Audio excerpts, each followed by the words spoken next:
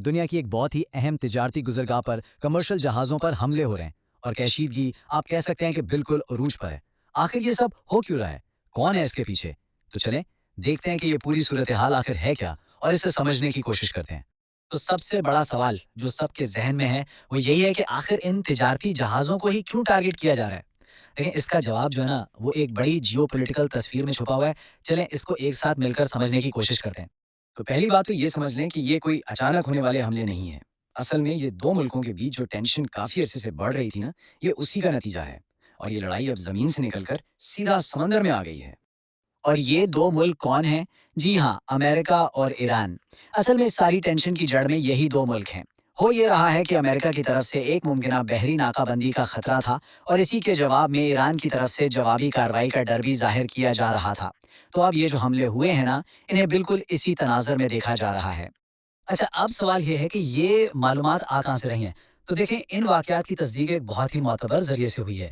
یہ ہے برطانیہ کا میری ٹائم ٹریڈ آپریشن سینٹر۔ یہ وہ ادارہ ہے جو اس پورے علاقے میں بحری جہازوں کی آمد و رفت پر گہری نظر رکھتا ہے، اور انہوں نے ہی ان حملوں کی پوری تفصیلات جاری کی ہیں۔ تو چلیں اب ذرا اصل واقعات کی طرف آتے ہیں۔ آخر کون سے جہاز تھے جنہیں نشانہ بنایا گیا، انہیں کیسے ٹارگٹ کیا گیا اور ان کی کہانی کیا ہے؟ آئیے ذرا تفصیل سے دیکھتے ہیں۔ تو سب سے پہلا جہاز جو نشانہ بنا اس کا نام تھا لیکھوریا۔ اب اس جہاز کی تفصیلات بڑی دلچسپ ہیں۔ دیکھیں، جہاز پر جھنڈا تو تھا پیناما کا، لیکن اس کی مالک ایک یونانی کمپنی تھی، اور اسے چلا کون رہا تھا؟ متحدہ عرب امارات یعنی UAE میں موجود ایک کمپنی۔ تو آپ دیکھیں کہ ایک ہی واقعے میں کتنے سارے ملکوں کے مفادات شامل ہو گئے، اور یہی چیز اس پورے معاملے کو اور بھی پیچیدہ بنا دیتی ہے۔ اور ہاں، اسے عمان کے قریب ایران کی سمندری حدود میں نشانہ بنایا گیا۔ اچھا، اس حملوں کے سلسلے میں جو دوسرا جہاز تھا اس کا نام تھا MSC فرانسسکا۔ اچھا، اس جہاز پر بھی پہلے والے کی طرح پاناما کا ہی جھنڈا تھا، لیکن اسے ایرانی ساحل کے بہت ہی قریب، مطلب صرف 6 میل کے فاصلے پر روکا گیا۔ اور جو سب سے اہم بات ہے وہ یہ کہ یہ جہاز آبنائے ہرمز سے گزر رہا تھا، جو کہ آپ جانتے ہیں دنیا کی مصروف ترین اور اسٹریٹجک لحاظ سے سب سے اہم تجارتی گزرگاہوں میں شمار ہوتی ہے۔ لیکن یہاں پر کہانی میں ایک بہت بڑا موڑ آتا ہے۔ ایران کے پاس تاران انقلاب سامنے آئے اور انہوں نے نہ صرف ان حملوں کی ذمہ داری قبول کی، بلکہ ایک جہاز کے بارے میں ایک بہت ہی چونکا دینے والا دعویٰ بھی کر دیا۔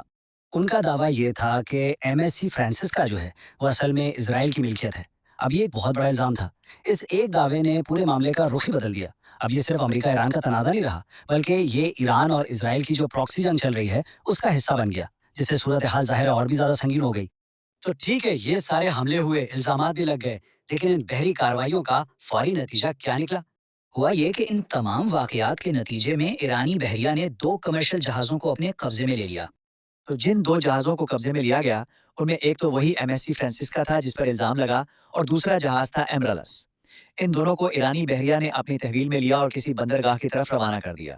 تو یہ سب کچھ دیکھنے کے بعد سب سے بڑا سوال تو یہی پیدا ہوتا ہے کہ دنیا کی اتنی اہم تجارتی گزرگاہ پر ہونے والے یہ واقعات یہ عالمی تجارت کے مستقبل پر کیا اثر ڈالیں گے، اور کیا ہمیں مستقبل میں ایسی مزید کارروائیاں بھی دیکھنے کو ملیں گی؟ یہ وہ سوالات ہیں جن کے